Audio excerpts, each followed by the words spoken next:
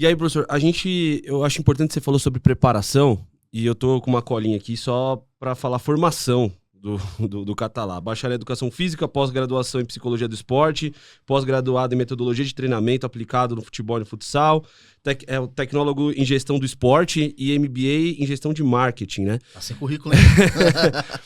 Isso mostra que o técnico não é só saber de tática. Só campo e bola. Porque existe um ponto aí, né? Existem muitos acadêmicos, isso é muito importante, é fundamental você saber o que é um bloco médio, um bloco alto, um bloco baixo, variação de jogo, tudo isso é fundamental. Mas acho que nada disso tem valor se você não sabe lidar com o ser humano, se você não entende os aspectos socioculturais e emocionais de cada atleta e do país que você tá. O Fernando Diniz fala muito isso, né? O problema do jogador de futebol brasileiro, ele é mais da sociedade do que propriamente do futebol. Pelo seu currículo, pela sua formação, como você avalia toda essa sua preparação para chegar onde você está hoje e aonde você quer chegar? Porque talvez a alguns técnicos faltou um pouco disso também, né? Às vezes é muito bom de um lado, pouco do outro. Eu acho assim, independente da nomenclatura que você vai usar, né? Você falou bloco médio, bloco alto, eu tenho que entender quem é o cara que tá do outro lado, porque comunicação para mim não é o que eu falo, é o que você entende. Porra, é isso. E aí, assim, se eu sei que você não vai compreender se eu for por esse caminho, qual é o caminho que você vai compreender o que eu quero te... Ah, então, eu vou mudar bloco baixo por fechar a casinha aqui? Se fechar a casinha fizer com que você entenda o que eu quero, tá resolvido o problema. Então, às vezes, a gente complica algo que podia ser descomplicado. Voltando a sobre se preparar, como eu te disse, eu fui pra Espanha pensando em quê? Ter um diferencial. Porque eu sabia... jogar, eu não joguei. Então, compreender sobre a perspectiva de ter jogado o que é ser um atleta, eu nunca vou ter. Por mais que eu estude, por mais que eu vá atrás, que eu converse com o jogador o tempo todo, eu nunca vou viver. Eu não vivi isso. Não tenho como compartilhar algo que eu não vivi. Uhum. Então, eu tinha que procurar conhecimento para entender o jogador de uma forma mais global, não só pela perspectiva técnica, que pudesse ser pela perspectiva do ser humano, então por isso que eu fui estudar psicologia. Um treinador, e aí eu tava me preparando para quê? Meu objetivo um dia é voltar para a Europa, para trabalhar na Europa. Eu sei que para trabalhar na Europa, cara, o treinador ele precisa... E hoje no Brasil a exigência já é essa. Você precisa entender um pouco de fisiologia para você poder conversar com a área de saúde e performance. Você precisa entender um pouco de nutrição. Você precisa conseguir conversar com a psicóloga ou com o psicólogo para poder abordar um jogador de determinada forma. Você precisa conversar com o cara do marketing, porque o que você faz no campo está diretamente ligado com a ação que ele vai promover para trazer torcedor para o estádio. Então você precisa entender de marketing. Você precisa entender que hoje, principalmente com as SAFs, tem muito dono de clube. O clube que eu trabalho tem um dono. Uhum. Cara, só sai dinheiro do bolso do cara. Como que essa conta fecha? Essa conta só vai fechar se esse cara um dia conseguir vender um atleta. Então, qual é o meu papel nessa engrenagem para conseguir ajudar esse cara a vender um jogador e colocar dinheiro para dentro para ele continuar investindo no clube? Então, o treinador ele precisa entender de muito mais coisa do que só a parte técnico-tática, para poder lidar com tudo que acontece dentro de um centro de treinamento.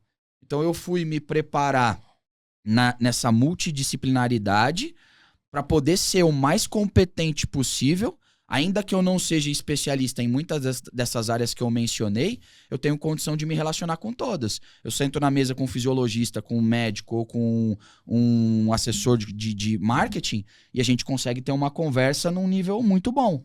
E aí, obviamente, ele como especialista, a partir daquele passo ali, é ele quem vai tocar. Uhum. Professor, em algum momento, pegando esse ganchinho que o senhor deixou aí, em algum momento o senhor enfrentou alguma barreira, seja de atleta ou de gestão do clube, por não ter sido jogador? Porque às vezes a galera quer meter uma carteira, mas tu não jogou bola, Mas a gente sabe que nem sempre porque o cara jogou bola ele vai ser bom treinador, e o contrário também, a retórica é verdadeira. Algum momento o senhor enfrentou algum... Zero. Nunca. Poxa. Nunca. Ouvi muita gente falar que passou por isso, mas eu não posso falar de algo que eu não vivi. Não vivi.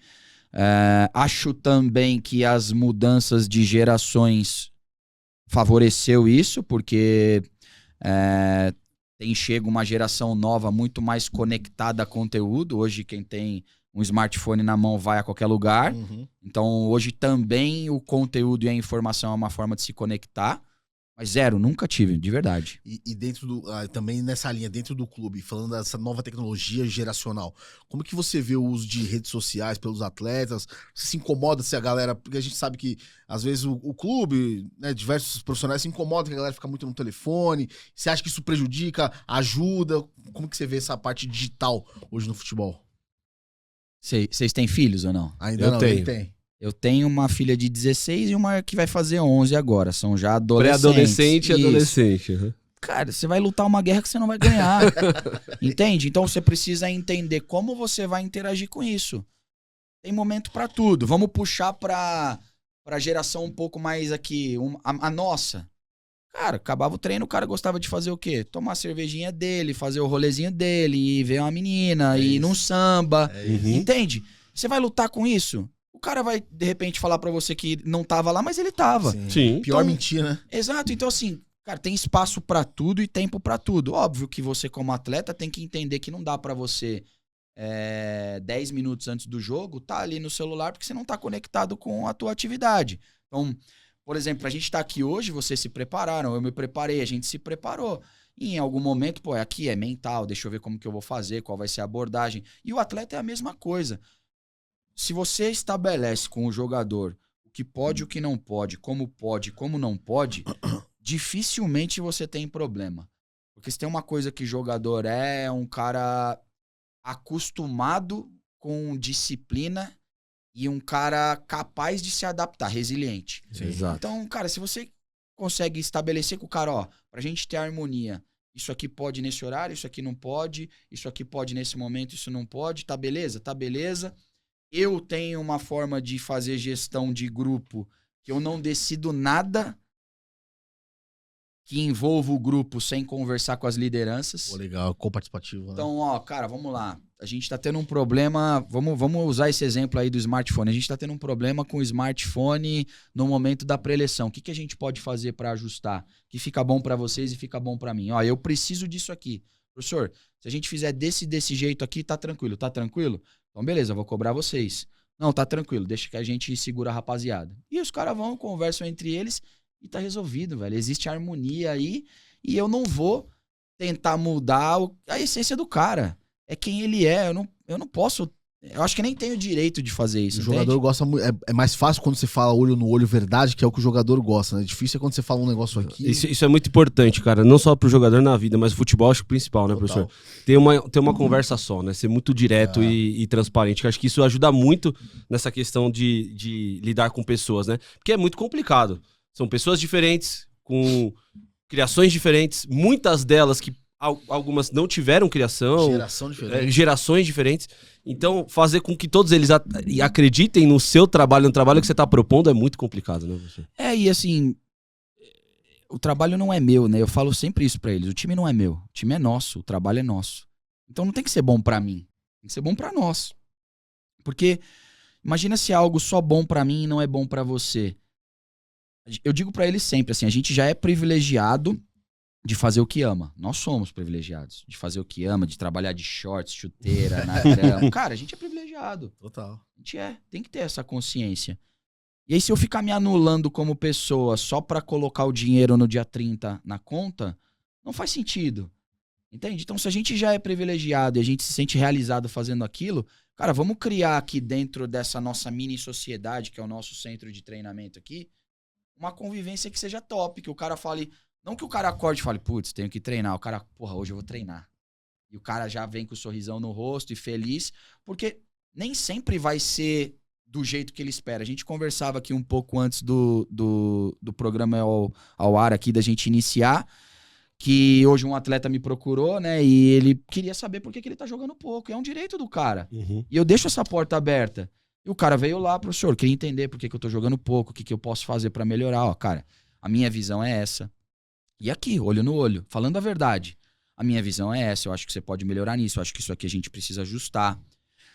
E aí a pergunta que eu fiz pra ele foi, dentro da tua ótica, o que eu posso fazer como treinador pra te ajudar a ter os minutos que você espera?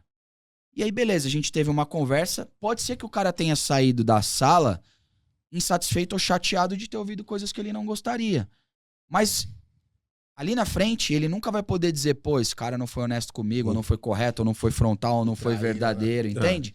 Então, eu gosto de me relacionar assim com as pessoas, tento estabelecer essa harmonia no ambiente, que eu acho que isso é fundamental, justamente para que a gente faça jus ao privilégio que nós temos de trabalhar no futebol. Isso é muito, muito importante, você falou, cara, é muito gratificante. Eu trabalhei dentro de clube também, quando você tem um ambiente bom, melhora tudo, porque a rotina é desgastante. Tudo flui, Você né? fica longe da família, longe dos filhos, a pressão, torcida, a imprensa e por aí. Hey, fala tropa, gostou desse corte Prime? Vem aqui assistir o episódio completo. Tamo junto.